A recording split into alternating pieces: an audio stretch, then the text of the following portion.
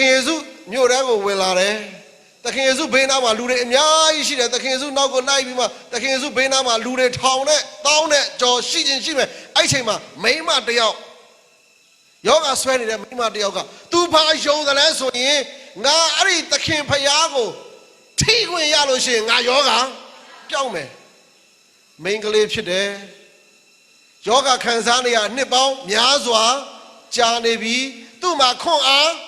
မရှိဘူးဒါရှေ့မှာလည်းလူအုပ်ကြီးရှိတယ်သွားပြီးတော့မို့သူ့ဘဝအသက်တာမှာဖြစ်ကုန်မဖြစ်နိုင်ဘူးဒါပေမဲ့သူယုံကြည်တာကငါအဲ့ဖယားကိုသွားပြီးမှတိုးခွင့်ရရင်ငါယောဂပြောင်းမယ်သူယုံတယ်အတိုင်းဖယားနာကိုမရောက်အောင်သူသွားတယ်သွားပြီးမှဘာဖြစ်လဲဆိုဖယားကိုလမ်းပြီးမှတိုးတယ်ကျွန်တော်ပြောမယ်တိုးတာနဲ့ထိတာနဲ့မတူဘူးနော်တိုးတာနဲ့ထိတာနဲ့မတူဘူးသခင်ယေရှုဘေးနားမှာလူတွေအများကြီးရှိတယ်သခင်ယေရှုကိုထိနေတဲ့သူတွေအများကြီးရှိတယ်နားလည်လားမသိဘူးသခင်ယေရှုကိုထိနေတဲ့သူတွေအများကြီးရှိတယ်အဲ့ဒီထိနေတဲ့သူတွေအပေါ်မှာဖယားတကောမတက်ရောက်ဘူးဖယားကြောင့်တက်နေတဲ့သူတွေအများကြီးရှိတယ်တာဝန်ဝတ္တရားကြည်ပါစကားဝတ္တရားကြည်မြစ်တပန်းဝတ္တရားကြည်တနောကနေဝတ္တရားကြည်မကြည်ရင်ခေါင်းကြည်မှာဆိုလို့ဖယားကြောင့်ထဲမှာထိုင်နေတဲ့သူတိုင်းဖယားကောင်းကြီးမခံစားရတဲ့သူတွေအများကြီးရှိတယ်သခင်ယေရှုဘေးနားမှာသခင်ယေရှုကိုထိထားတဲ့သူတွေအများကြီးရှိတယ်ဖယားကောင်းကြီးခံစားရလားမခံစားရဘူးဒီသွေးသွန်နာဆွဲနေတဲ့အမျိုးသမီးကမဖြစ်နိုင်ဘူးလူအုပ်ကြီးတွေကြားလိုက်ရတယ်ဖယားကိုမရရအောင်သွားမှတောင်းမဟုတ်ဘယ်ကိုတိုးလိုက်တာဝိယုံကိုတိုးလိုက်တဲ့အချိန်မှာသခင်ယေရှုစီကတကောထွက်သွားတယ်ငါ့ကိုဘသူထိတာတော့ငါ့ကိုဘသူတိုးတာတော့ဘေးနားလူကကိုရောလူတလောက်များတာကိုရောလောက်အားတဲ့ဖယားရှာလို့မတွေ့ဘူးဟုတ်တယ်နော်တလောက်လူများတာဘသူသိမှာတော့မဟုတ်သခင်ယေရှုကပြောတယ်ငါ့ကိုတရားဘာလို့တော့ထိတာလားတိုးတာလားတိုးတဲ့သူတရားမင်းတို့ထိထားတဲ့သူတွေကြားလိုက်ရတယ်ငါ့ကိုတိုးတဲ့သူတရားရှိတယ်ဆိုတော့တပည့်တော်မှာပါတပည့်တော်မှာပါဖယားဘာပြောလိုက်လဲတင်းရဲ့ယုံကြည်ခြင်းကတင်းကိုကဲတယ်ကျွန်တော်တို့နှစ်ပေါင်းများစွာတာဝန်ကြီးဖယားကြောင့်တက်လာတဲ့လူတွေအများကြီးရှိတယ်ဖယားကိုထိထားတဲ့သူတွေမတို့သေးဘူးမတို့ဖယားကိုတို့ဖို့အတွက်ဘာလို့ရတော့ယုံကြည်ခြင်းအတ္တတာလို့တဲ့ကျွန်တော်တို့ကတပတ်တစ်ခါဖယားကိုသွားထိပြီးပြန်လာတာဖယားတွေမကဘူးတွေ့သမျှစင်းတူအကုန်ထိတွေ့သမျှစင်းတူစိတ်မိုက်ကစင်းတူအောက်ကငွေတော်မှထိတ်ပြောင်းနေပြီစိတ်မိုက်ကဘာလို့နေထားမေတော်ကစိတ်မိုက်ကနဆိုးနေထားတာမေတော်ကပေါ်နေထားတော့မေတော်မမသိနို့မမသိဟောမေတော်မမသိမွေမမသိနော်မွေလားမေတော်ထင်ပြီးဘာလို့လာတော့တိုးရင်နဲ့နှစ်ဖူးကမွေပုံပေါက်လာမွေပုံပေါက်လာကျွန်တော်နှစ်ပေါင်းများစွာသွားပြီးဘာလို့လာတော့တိုးလာလားထိလာလားထိလာတာဖယားကိုထိလို့မရဘူးဖယားကိုသွားပြီးမှတိုးရကျုပ်တော့ဝတ္တရားကြည်ဖယားကြောင့်တက်ခဲ့တာနှစ်ပေါင်းများစွာရှိပြီဖယားကြောင့်ကပြန်လို့ရှိရင်ဒေါသထွက်ပြီးပြန်သွားတာမလေးရှေးတာနော်ဩဝါဒလေရှေးတာနော်ဖယားကြောင့်သွားတာနော်ပြန်ဖုန်းလည်းနော်ထွက်လာပါလေဆိုတော့စပင်းကဖီးမလာဘူးမလဲအခုမှအိယာထားတာထင်တယ်ဖယားကိုတော့လာလားထိရလားသွားထိကြတာအတူတူထိုင်ပြီးဘေးနာကောင်မကြည့်လိုက်ကောင်မကြည့်မရပါဘူးဆိုဘေးနာလာကြနေနော်ကြနေခရစ်စီကိုရမြအာမင်ပြန်ထွက်လာရုပ်ရှင်လက်မကထုတ်ပြီးမှနော်နှစ်ပေါင်းများစွာကျွန်တော်တာဝန်ကျေခရစ်ယာန်ဖြစ်လာတခင်ယေရှုဖေးတော်မှာလူတွေအများကြီးရှိတဲ့လူတိုင်းကောင်းကြီးမင်္ဂလာမခံစားရဘူးယုံကြည်ခြင်းနဲ့ဖယားစီကိုရောက်အောင်သွားပြီးဖယားကိုတိုးတဲ့သူကဖယားတကောတော်ခံစားရရှိတယ်ဒီနေ့ဖယားကိုတိုးရအောင်မင်းယုံကြည်တဲ့အတိုင်းမင်းအသက်ရှင် do as you believe မင်းယုံကြည်တဲ့အတိုင်းအသက်ရှင်ကျွန်တော်တို့ဖယားကိုယုံတယ်လို့ပြောတယ်ဖယားကိုယုံတယ်လို့ပြောရင်ဖယားပြောတဲ့အတိုင်းအသက်ရှင်ယုံကြည်ခြင်းသက်တာဖယားကဘာပြောလဲ တနုံးကနေနေကငါရဲ့နေ့ဖြစ်တယ်တဲ့တနုံးကနေနေမှာအလုံးမလုံရဘူးတဲ့ဖယားကပြောတယ်တနုံးကနေနေမှာမင်းတို့ငါနဲ့အတူတူနေရမယ်မဖြစ်နိုင်ပါဘူးကိုရောရဲ့ဖောက်တယ်ကအဲ့နေမှာကြတာဒီတခုတော့မယုံပြစေနဲ့ကြံတဲ့ဟာတွေတော့ကိုရောကြိုက်တာပြောတပိတော့အကုန်ယုံမယ်ကိုရောတပိတော့အကုန်ယုံမယ်ဖယားကခမရပိုက်ဆံစိတ်မဝင်စားဘူးကျွန်တော်တို့ထင်တာကလေဖယားကကျွန်တော်တို့ပိုက်ဆံကိုစိတ်ဝင်စားတယ်လို့သိထင်တာမင်းတဲ့ချမ်းသာလို့ဖယားလုံနေတာမင်းထက်လေလို့ဖယားလုံနေတာဒီထွတ်မြောက်ရကျမ်းကြည့်ကြည့်ခန်းကြီး20ထွတ်မြောက်ရကျမ်းခန်းကြီး20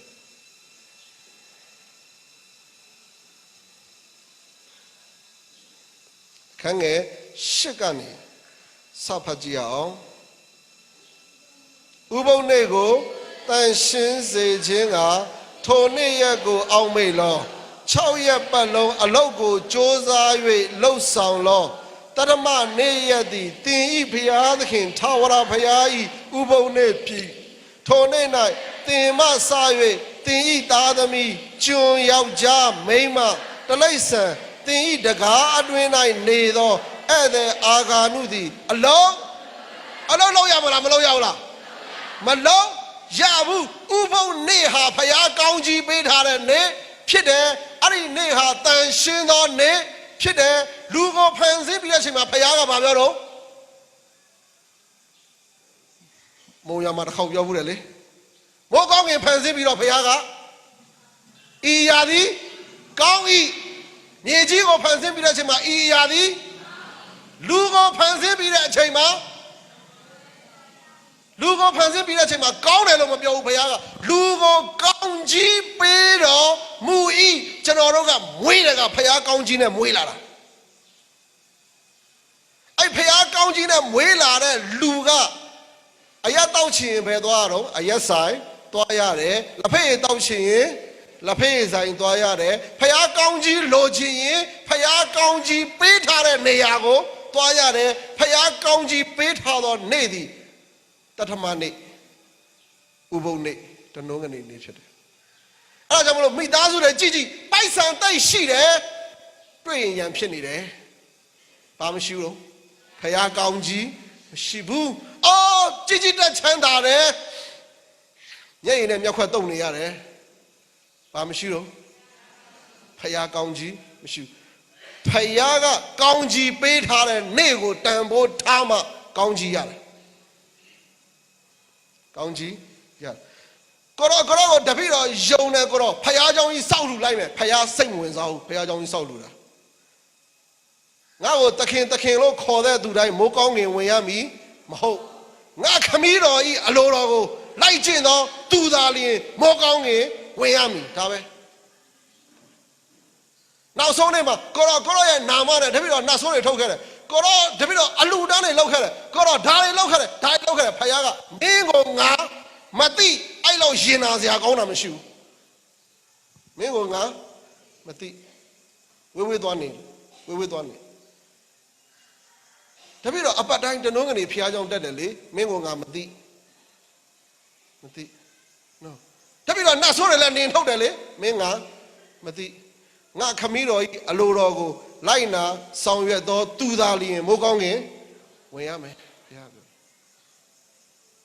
မင်းတို့ယုံကြည်တယ်နော်ယုံကြည်လို့ရှိရင်ဘုရားကပြောတယ်တနုံးကနေနေ့မှာအလုံးမလုံးရဘူး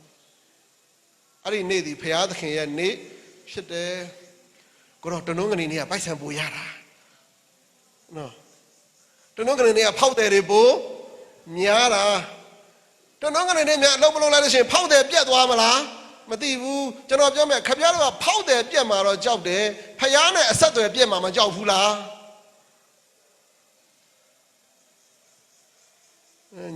ငြိမ်သွားလားဒါတော့မဖြစ်နိုင်ဘူးထင်တယ်ငြိမ်နေတဲ့ပုံကတော့ဒါကတော့မဖြစ်နိုင်ဘူးကိုတော့ဆိုတဲ့ပုံစံငြိမ်နေတာမင်းပြောချင်တာပြောဆိုတဲ့ပုံစံမျိုးတော်တော်ခေါင်းမာတဲ့အမျိုးဟဲ့ကျွန်တော်တို့ကလူနဲ့အဆက်အသွယ်ပြတ်မှာကြောက်တယ်နော် ဖယားနဲ့အဆက်အသွယ်ပြတ်မှာမကြောက်ဘူးလားကြောက်လို့ရှိရင်ယုံကြည်တဲ့အတိုင်းအသက်ရှင်ဖယားကအလကားလောက်ခိုင်းတာမဟုတ်ဘူးဒီမှာကြည့်အခန်းငယ်20အခန်းကြီး20အခန်းငယ်6မှာဖတ်ကြည့်အောင်အဲ့နားလေးမှာပဲကတ်ရဲ့အခန်းကဘာထမရဝကျန်အခန်းကြီး20အခန်းငယ်6မှာဗါတဲ့တော့ငါကိုချစ်၍ငါပညာတို့ကိုကျင့်တော်သူတို့၏အမျိုးအစဉ်ဆက်အထောင်အသောင်းတောင်အောင်ဂယုဏကိုပြတော်ဖယားဖြစ်ဖယားပြောတဲ့အတိုင်းသာလို့ခမည်းကိုပဲကောင်းကြီးပေးမှာမဟုတ်ဘူးဘသူကိုကောင်းကြီးပေးမှာတော့အမျိုးအစဉ်အဆက်ကိုကောင်းကြီးပေးမှာဖယားကခမည်းကိုပဲမဟုတ်ဘူးခမည်းသားစဉ်မြေဆက်ကိုတာဝန်ယူတော်ဖယားသခင်ဖြစ်တဲ့ဖယားခိုင်းတဲ့အတိုင်းယုံကြည်ခြင်းနဲ့အသက်ရှင်နားလည်လားသိကြလားသိကြလားဖယားခိုင်းတဲ့အတိုင်းယုံကြည်ခြင်းနဲ့အသက်ရှင်ဖယားစကားတိုင်းအသက်ရှင်တောင်းလျင်ပေးမိလားတောင်းလျင်ရမိလားတောင်းလျင်ရမိဖယားကပေးထားပြီးသားကျေးဇူးတော်အားလုံးကဖယားကပေးထားပြီးသားကျွန်တော်တို့ဖယားပေးတဲ့ကျေးဇူးတော်ကိုမရဘူးဆိုတာလူအသိဉာဏ်နဲ့အသက်ရှင်နေပြီးမှဖယားသခင်ကိုမေ့နေသောကြောင့်ဖယားကျေးဇူးတော်ကိုမရတာဖယားကကောင်းကြီးပေးလို့ရှိရင်ခမရတယောက်တည်းကိုဘယ်တော့မှကောင်းကြီးမပေးဘူးသားစဉ်မြေဆက်ကိုကောင်းကြီးပေးတယ်အာဗြဟံရဲ့ကောင်းကြီးကအာဗြဟံရဲ့ကောင်းကြီးအပြင်သူ့သားစဉ်မြေဆက်ကောင်းကြီးခံရတယ်ဒါဝိဒ်တယောက်တည်းကောင်းကြီးခံရတာမဟုတ်ဘူးသားစဉ်မြေဆက်ကောင်းကြီးခံရတယ်ဘာဖြစ်လို့တော့သူတို့ဒီဖယားစကားကိုအပြည့်အဝနားထောင်တော်သူဖြစ်သောကြောင့်သားစဉ်မြေဆက်ကောင်းကြီးခံရတော်သူတွေဖြစ်တယ်ကျွန်တော်တို့တနုံးကနေဖယားကြောင့်တက်တာကိုဝိတ္တရားလို့ထင်ကြတာကျွန်တော်ပြောမယ်ဖယားနဲ့ကျွန်တော်တို့ဂျားမှာဘာဝိတတရားမှမရှိဘူးဖယားဆိုတာ give and take မဟုတ်ဘူးတနုံးကနေဖယားကြောင့်တက်လိုက်လို့ရင်အေးတာဝန်ကျေသွားပြီဖယားငါတို့ကဲမယ်မဟုတ်ဘူးဖယားနဲ့ကျွန်တော်တို့ဂျားမှာဝိတတရားမရှိဘူး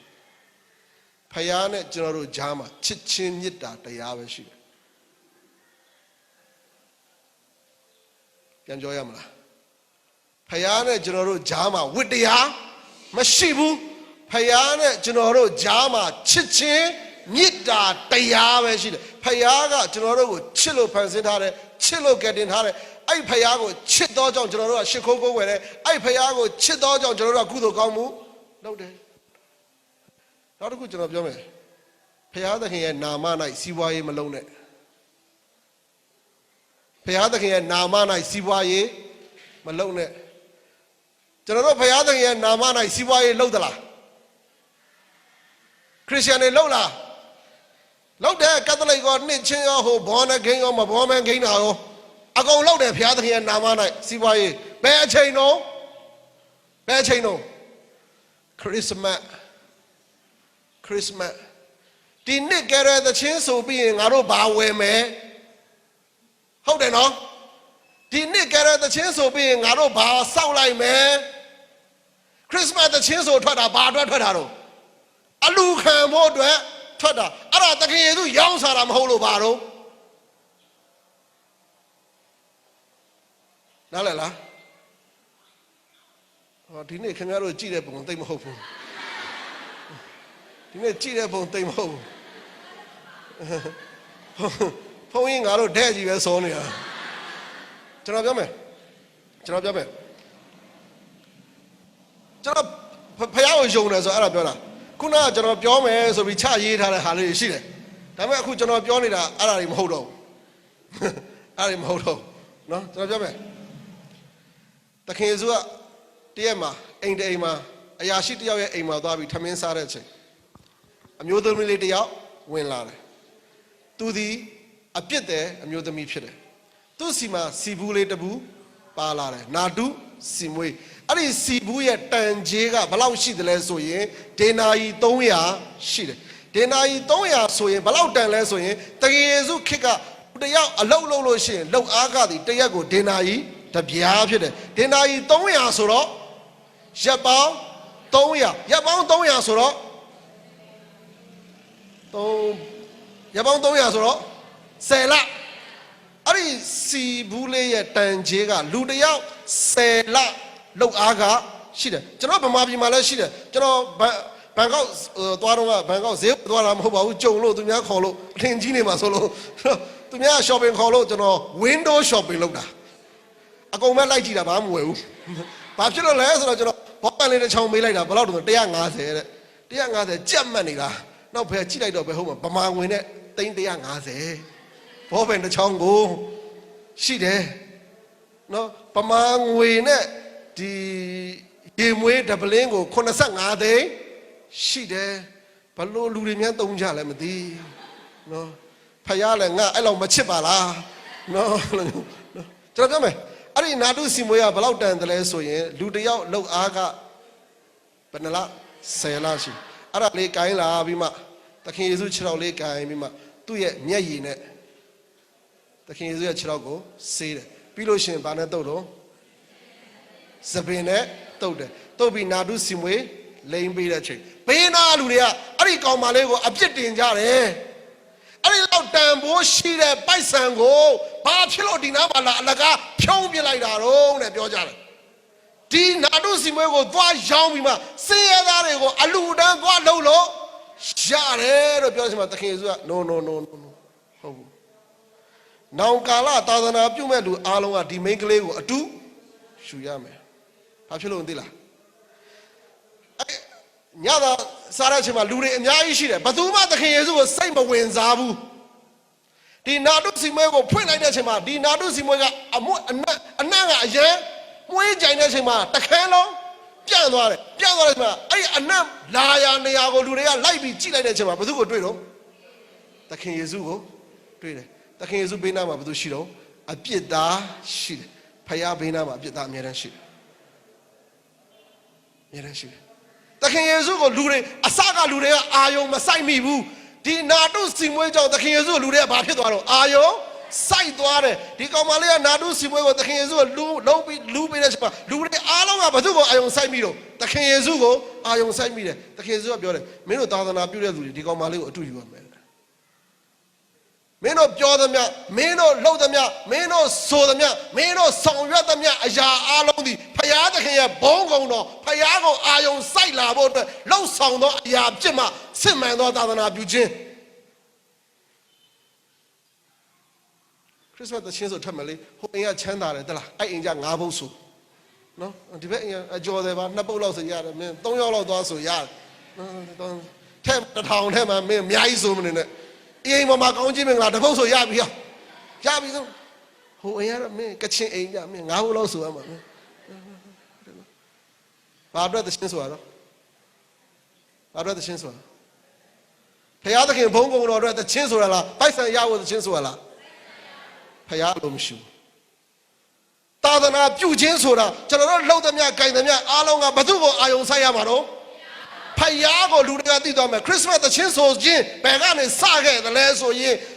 ငါတို့သခင်ခရစ်တော်ရဲ့မွေးဖွားခြင်းကိုလူတွေမသိဘူးအဲ့ကြတော့ငါတို့သချင်းဆိုပြီးမှသခင်ခရစ်တော်ရဲ့တည်င်းကောင်းကိုငါတို့လိုက်လံဝင်ငှမယ်အိမ်တအိမ်မှာသွားမယ်သချင်းဆိုမယ်ကျမ်းစာဖတ်မယ်အဲ့အိမ်ကလူတွေအတွက်ဆုတောင်းပေးမယ်ခရစ်တော်ရဲ့တည်င်းကောင်းကိုဝင်ငှမယ်အိမ်ကလူတွေကတခုကျွေးရင်စားမယ်မကျွေးလို့ရှိရင်ငါတို့ပြန်လာမယ်ဒါပဲအလူခံဖို့မဟုတ်ဘူးအလူခံဖို့အဲ့ဒါတည်င်းကောင်းဝင်ငှခြင်းတည်င်းကောင်းဝင်ငှခြင်းကျွန်တော်ဒီနှစ်စလုပ်တယ်ဒီနှစ်ကျွန်တော်6ရက်မှစလုပ်တယ်ခရစ်စမတ်သချင်းဆိုထွက်ရင်ပိုက်ဆံမယူနဲ့နားမလဲတဲ့သူတွေအများကြီးရှိတယ်ဘုန်းကြီးကမင်းကလည်းကားလေးစီးပြီးဖင်ကောင်းကျယ်နေတယ်မင်းအလူငွေလက်မခံဘူးတဲ့အဲ့လိုပြောတဲ့လူကရှိသေးတယ်နော်ဘာတော့ကဘုန်းကြီးကဘာဒီဘုန်းကြီးထွင်ဒီဘုန်းကြီးကထွင်မောင်းထွင်မှာကွာကိုနာမည်ဖြတ်တာမဟုတ်အဲ့လိုပြောတယ်မောင်းထွင်မှာကွာဒီဘုန်းကြီးငါကြည့်ကိုမရဘူးတဲ့အဲ့လိုပြောတယ်ဒီဘုန်းကြီးငါကြည့်ပြီးလှုပ်လိုက်နေမကြီးတော့ဆမ်းပါလားအဲ့ဒါပြန်ဖြတ်ပြီနော်ပြန်ဖြတ်ပြီဒီဘုန်းကြီးလှုပ်လိုက်အဆန်းကြီးပဲငါကြည့်တော့မဟုတ်ဘူးကျွန်တော်တို့လှုပ်သမျှ၊ကြိုင်သမျှအရာအားလုံးကဖယားသခင်ရဲ့ဘုန်းကုံတော်အတွက်ဖြစ်ရမယ်အဲ့ဒါစစ်မှန်သောယုံကြည်ခြင်းသာသနာပြုတာအလူငွေရဖို့သာသနာပြုတာမဟုတ်ဘူးလူတွေကယ်တင်ခြင်းရဖို့သာသနာပြုတာတရားဟောတာအလူငွေရဖို့တရားဟောတာမဟုတ်ဘူး လူတွေဖယားနဲ့နိဆက်သွားဖို့အတွက်တရားဟောတာအဲ့ဒါကျွန်တော်တရားဟောရင်အပြတ်ပဲခင်ဗျားတို့စိတ်ကျဉ်နဲ့အောင်လိုက်ဟောမှာမဟုတ်ဘူးဖယားစကားကိုပြောမှာခင်ဗျားတို့စိတ်ကျဉ်နဲ့အောင်လိုက်ဟောမှာမဟုတ်ဘူးဖယားစကားကိုပြောမှာခရစ်စတချင်းဆိုထွက်တယ်အော်မေတော်တမန်တော်လုပ်တယ်စိန်ဖင်းစင်းလုပ်တယ်အော်ဂယုနာလုပ်တယ်ဟောဟာလုပ်တယ်ဒီဟာလုပ်တယ်ဖယားသခင်ရဲ့ဘုန်းကုံတော်ထင်ရှားဖို့အတွက်ကျွန်တော်တို့အကုန်လုံးအလုံးလုပ်ရမှာအဖွဲ့အစည်းတစ်ခုထောင်မယ်ဟဲ့ဖန်ဝေဘယ်လိုရှာမလဲအရင်ဆုံးစစဉ်းစားတာဖန်ဝေကအရေးမကြီးဘူးအဲ့အဖွဲ့အစည်းထဲမှာရှိတဲ့သူတွေအားလုံးကဖယားကိုသိဖို့အရေးကြီးတာဖယားကိုသိသွားရင်ဖန်ဝေကသူ့အိမ်သူလာလိုက်မယ်ကျွန်တော်ပြောနားလဲလားကျွန်တော်လူဘဝအသက်ရှင်နေထိုင်မှုဒီနေအောင်အောက်မှာကျွန်တော်တို့အသက်ရှင်နေထိုင်မှုဟာဖယားကဘာပြောလဲဆိုမင်းတို့ရဲ့ကောင်းသောပုံသက်တွေကိုကြည့်ပြီးမှမိုးကောင်းငင်မှာရှိသောခမည်းတော်ဖယားကိုလူတွေကသိပါစေတဲ့ကျွန်တော်တို့ကိုကြည့်ပြီးကျွန်တော်တို့လောက်ကင်နေတာကိုကြည့်ပြီးမိုးကောင်းငင်မှာရှိသောခမည်းတော်ဖယားကိုလူတွေကသိရမယ်အခုခရစ်ယာန်တွေခရစ်မတ်တခြင်းဆိုထွက်တာကိုကြည့်ပြီးမှလာပြန်ပြီးအယက်သမားတွေဖယားသိသလားမသိဘူးအခုကာလဘာလို့ခရစ်စမတ်နဲ့ခရစ်ယာန်တွေအလူခံတဲ့ကာလပါကွာအဲ့လိုပြောကြရနော်အဲ့ထက်ဝမ်းနည်းစရာကောင်းတာဘာမှမရှိဘူးနော်အဲ့ထက်ဝမ်းနည်းစရာကောင်းတာဘာမှမရှိဘူးဖိတ်စာရေးတဲ့အချိန်ကအပြန်စားဤနေ့လူကြီးမင်းအိမ်တို့ကျွန်တော်တို့လူငယ်အဖွဲ့မှာခရစ်မတ်သတင်းကောင်းလာရောက်ဝေငှမယ်ဖြစ်ပါတယ်မေမေကြီးတော့သတင်းကောင်းပါလားခရစ်ဖိတ်စာမှာအပြန်စားခရစ်မတ်သတင်းကောင်းဆိုကားပေါ်ကမစင်းခင်တကမမိုးနေကားပေါ်ကမစင်းခင်တကသတင်းကောင်းဖြတ်မဲ့ကောင်နဲ့ကားပေါ်ကဟဲ့ကောင်စီကီဆိုတော့ကြည်သွားကြိုင်မဟုတ်ဘူးမေးစီကီဆိုတင်မဖယားသူကအရက်ကဘလောက်မူတင်မဖယားတော့ပြောတယ်တင်မဖယားခရစ်မတ်သတင်းကောင်းနဲ့ပြောတော့လူကမကောင်းဘူးကျွန်တော်ပြောနားလဲလားကျွန်တော်ကမှားနေတယ်အမှန်ကိုပြင်တဲ့လူကိုဖယားကောင်းချီးပေးမယ်အမှန်ကိုပြင်တဲ့လူဖယားကောင်းချီးပေးမယ်ကျွန်တော်တို့ဖယားကိုရောင်းမစားနဲ့ဖယားကိုရောင်းမစားနဲ့